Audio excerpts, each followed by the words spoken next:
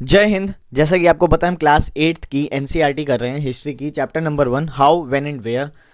3 part हम कर चुके हैं ऑलरेडी उसका। आज देखिएगा तो दोस्तों हम व्हाट इज़ कॉलोनियल, कॉलोनियल क्या होता है। ठीक है, शब्द ये जो है आपको काफ़ी बार इस चैप्टर में, सॉरी इस चैप्टर में नहीं, इस चैप्टर में भी सुनने को मिलेगा। आगे जाइएगा तो इस किताब में आपको काफ़ी ज़्यादा 8th की एनसीईआरटी में आपको देखने को मिलेगा, हिस्ट्री की एनसीईआरटी में। ठीक है, फ्यूचर में भी काम आएगा, आपको काफ़ी जगह ये शब्द सुनने को मिलेगा। इंडियन हिस्ट्री अगर आप कॉम्पिटेटिव एग्जाम्स की तैयारी कर रहे हैं तो उसमें भी अगर आप इंडियन हिस्ट्री पढ़ रहे हैं तो कॉलोनियल आपने शब्द सुना ही होगा कभी ना कभी।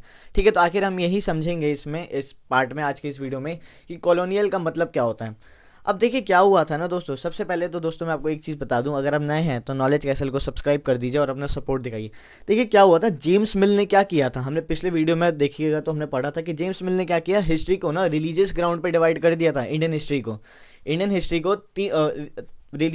रिलीजियस ग्राउंड पे डिवाइड कर दिया। कैसे? हिंदू, मुस्लिम, क्रिश्चियन। ठीक है, ऐसे डिवाइड कर दिया इन्होंने। अब क्या हुआ, इसमें जेम्स मिल का जो आइडिया था यहाँ पे ठीक ठाक नहीं बैठा, तो बाद में हिस्टोरियंस ने क्या किया, इससे वो संतुष्ट नहीं हुए तो इंडियन हिस्ट्री को उन्होंने 3 पीरियड्स में डिवाइड कर दिया अपनी तरफ से। बाद में आने वाले हिस्टोरियंस ने। कैसे?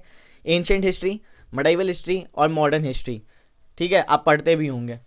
अब एंशिएंट हिस्ट्री में क्या हुआ, एंशिएंट हिस्ट्री को इन्होंने डिस्क्राइब कर दिया प्रिमिटिव सोसाइटी। ठीक है, अब मिडाइवल आया तो थोड़ी बहुत सोसाइटी में आपको ग्रोथ देखने को मिली, इकोनॉमिक एक्टिविटीज़ हो रही थी। मॉडर्न में जो डेफिनेशन थी ना कि मॉडर्न हिस्ट्री कैसी, मॉडर्न सोसाइटी कैसी होगी, तो इन्होंने मॉडर्न की डेफिनेशन ब्रिटिशर्स ने क्या दी कि जहाँ पे इक्वालिटी, फ्रीडम और लिबर्टी देखने को मिले। ठीक है, और जहाँ पे इकोनॉमिक ग्रोथ और उस कंट्री की प्रोग्रेस हो रही हो। पर ऐसा कुछ तो हो नहीं रहा था भारत में। अगर हम जब से अगर देखे जाए तो मॉडर्न हिस्ट्री हम पढ़ते हैं, ठीक है, अगर अंदाज़ा लगाए तो 1857 के रिवोल्ट के बाद से अगर मोटा मोटा लें आप, तो मॉडर्न हिस्ट्री अगर हम पढ़ें, ठीक है, वैसे तो अगर आप देखिएगा तो शुरुआत आपकी हो जाती है जब औरंगज़ेब गिर जाता है।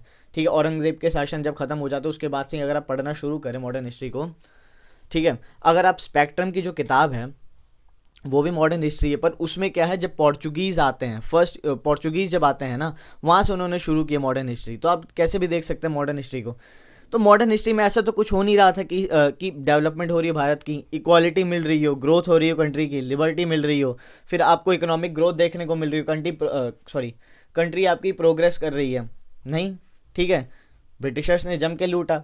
इतना तो किसी और ने नहीं लूटा होगा जितना ब्रिटिशर्स ने लूटा। मैं ऐसा क्यों कह रहा हूँ, देखिए क्या होता था ना, कोई भी अगर साम्राज्य किसी और साम्राज्य पे, किंगडम पे अगर हमला कर रहा है, वहाँ की संपत्ति लूट के आ रहा है, अपने साम्राज्य में ला रहा है, कंट्री में, ठीक है, उसी कंट्री में, और उस कंट्री में ही वो अय्याशी करके लुटा पुटा रहा है, कुछ अपने मंदिर वंदिरे बनवा रहा है, तो पैसा जहाँ से लूट के जिस कंट्री से लूट के लाया उसी कंट्री में वो खर्च हो रहा है। ठीक है, पर ब्रिटिशर्स ने क्या किया था, यहाँ का धन वन लूटते थे और ब्रिटिशर मतलब ब्रिटेन भेज देते थे, ठीक है, शिप के द्वारा।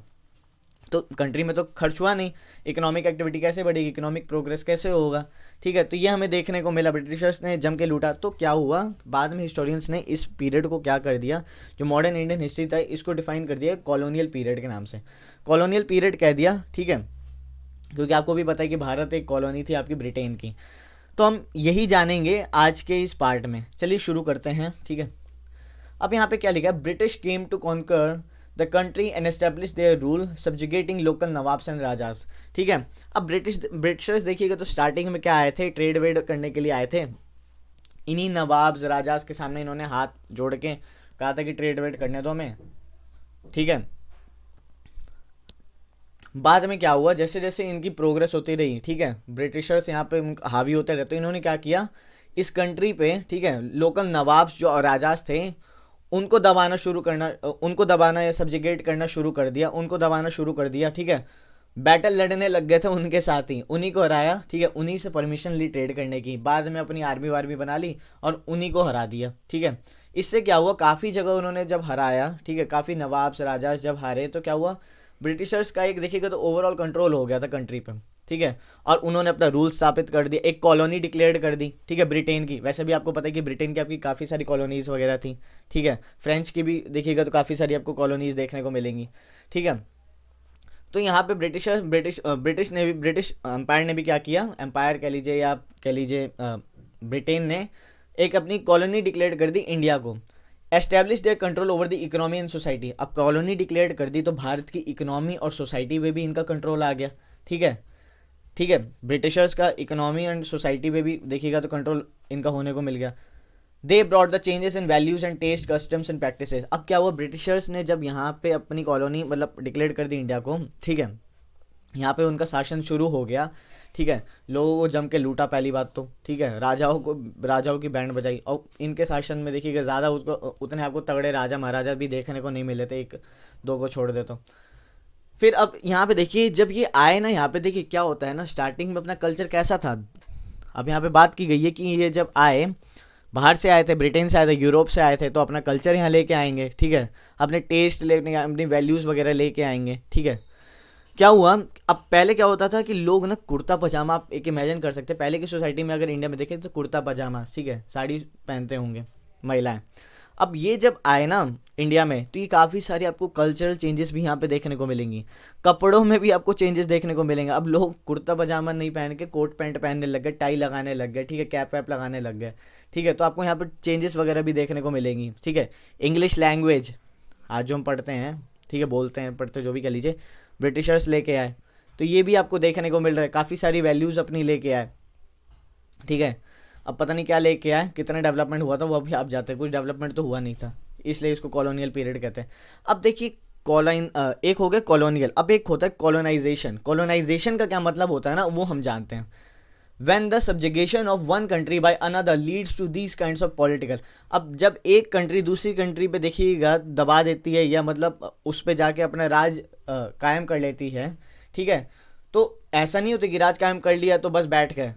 जब इस कंट्री पे आपने राज कायम कर लिया तो आपकी political, economic, social, cultural changes, ये सारी चेंजेस आपको देखने को मिलेंगे। पॉलिटिकल चेंजेस देखने को मिले थे, ठीक है, काफ़ी सारे आपको पॉलिटिकल चेंजेस देखने को मिले, ब्रिटिशर्स अपना सिस्टम लेके आए, इकोनॉमिक चेंजेस देखने को मिले, सोशल एंड कल्चरल चेंजेस देखने को मिले, ठीक है, सोशल एंड कल्चरल चेंजेस भी आए, ठीक है।